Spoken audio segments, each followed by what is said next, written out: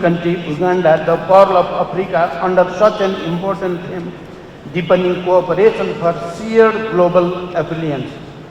I bring the message of peace from the birthplace of Gautam Buddha for the success of this summit at a time when peace is much needed element for shared prosperity. Let me first extend my heartfelt congratulations to Mr. Chairman on assuming the great responsibility of steering our historic movement under your dynamic leadership. I am confident that NAM will achieve newer heights of strength, solidarity, and cooperation.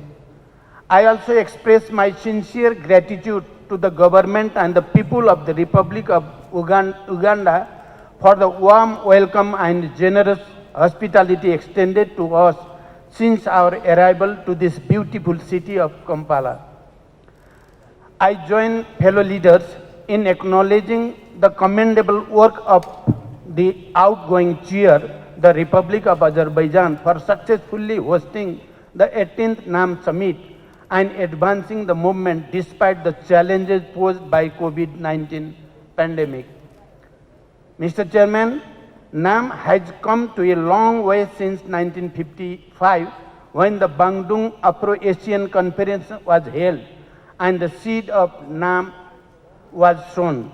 The movement has been instrumental in achieving political independence, freedom, decolonization, and sovereignty for many countries in the world.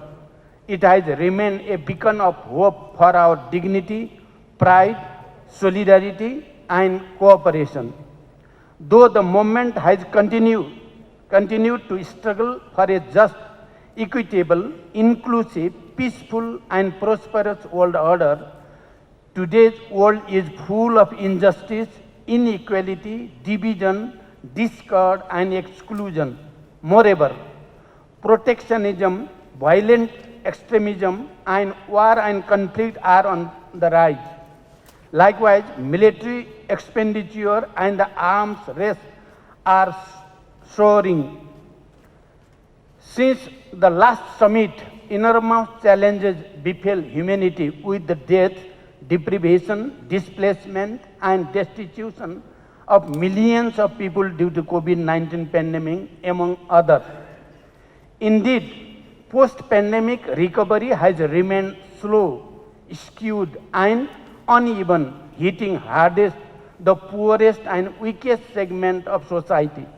This is further exacerbated by the triple planetary crisis. Similarly, the attainment of sustainable development goals, which are critical to our people in ushering in an era of hope, dignity, and decent life, seems mission impossible. Likewise, the global financial architecture must be reformed to enable countries in special situations to secure finance in achieving their development vision and goals. To provide development justice to these countries, the developed countries must fulfill their financing commitment without delay. Similarly, international trade must be just, fair, and inclusive, which benefits the bottom billions. Globalization, as we believe, has not lifted all boats uniformly. Rather, it has increased income disparities and concentration of wealth in the hands of few countries. Global North must understand that it is not only unethical and immoral, but is also unsustainable to leave half of humanity excluded from the journey of prosperity. NAM must stress on the economic development and prosperity of its members through the timely achievement of 2030 Agenda for Sustainable Development and other internationally agreed development goals. To overcome the resource deficit, along with North-South and triangular cooperation, we should also enhance South-South cooperation, as many fellow NAM members have made significant progress both in socio-economic development as well as technological advancement. Similarly, NAM should accord high priority to addressing the institutional and capacity constraints being faced by developing and least developed countries on science, technology and innovation, which have become a game changer in today's world. NAM should play a greater role in reforming the United Nations. Our multilateral institutions should be inclusive, transparent and democratic to ensure enduring peace and shared prosperity. NAM must take the lead to address common and contemporary challenge we are facing. Mr. Chairman, the history of human civilization has abundantly taught us that it is only the cooperation through which humanity can achieve greater and better. NAM itself stands for deepening solidarity, fraternity and cooperation. We must strive to achieve shared affluence through stronger collaboration among ourselves. Prosperity cannot be the privilege of a few. It must be for everyone and every country. We must create a level playing field within and among the community of nations so that global affluence will be shared as equitably as possible.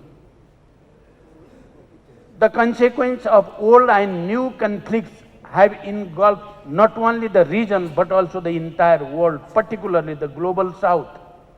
This is the high time that we find an enduring solution for peace and security through political dialogue and diplomacy with respect and dignity for all. As the most representative organization after the United Nations, the movement must play a defining role in establishing a just, equitable and prosperous world for security, stability and prosperity. NAM's timeless values and principles have remained sacrosanct to us and adherence to which has been guiding us to achieve a peaceful, harmonious and prosperous world. Mr. Chairman, Nepal pursues an independent, objective, balanced and non-aligned foreign policy. Our foreign policy is based on sovereign equality, mutual respect, mutual benefit and peaceful settlement of disputes. Principles of non-alignment constitute one of the fundamental tenets of Nepal's foreign policy. Nepal believes in the eternal truth of peaceful coexistence as taught by the icon of peace, Gautam Buddha. Likewise, unity in diversity and Vasudhaiva Kutumbakam, meaning the world is one family, have been the way of our daily lives. These values are deeply rooted in our socio-cultural ethos since time immemorial. As a peace-loving nation, Nepal deplores all kinds of conflicts and geopolitical rivalries in the world. The conflict situation in Ukraine and Gaza is deeply distressing. Nepal looks forward to seeing a peace and stability in the Middle East with a two-state solution for Israel and Palestine, living side by side in peace and security within secure and recognized international border based on relevant United Nations resolutions. At home, Nepal is close to concluding its unique, nationally owned and homegrown peace process. We are determined to secure enduring peace through resolving transitional justice once and for all. As a leader who emerged from conflict, I believe that peace is possible and so is addressing historical, socio-cultural and economic injustice both within nation and globally, provided our strong faith and willingness. As a graduating LDC, Nepal is facing multitude of challenges in her development efforts.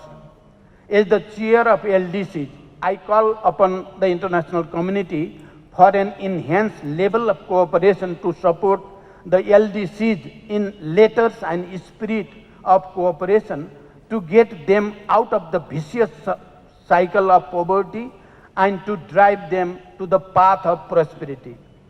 Mr. Chairman, coming from a mountainous country, I must say something about the mountains amidst this august gathering here. Mountains are the home of 15% of the global population and 50% of Earth's biodiversity. These mountains offer global service to all living beings, but they are suffering tremendously.